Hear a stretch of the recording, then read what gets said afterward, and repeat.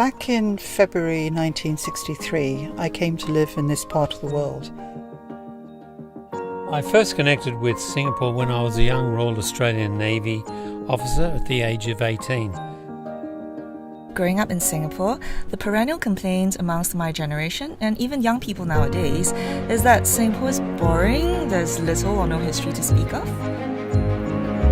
I'm now tied to Singapore by heart for almost 30 years through my better half and my two Singaporean sons. From the charm of the Alexandra Park black and white houses to the quirkiness of Haw Par Villa, there is an authenticity that makes each place a universe on its own. It is the people who work to allow Singapore to blossom into a world-class metropolis that fascinates me.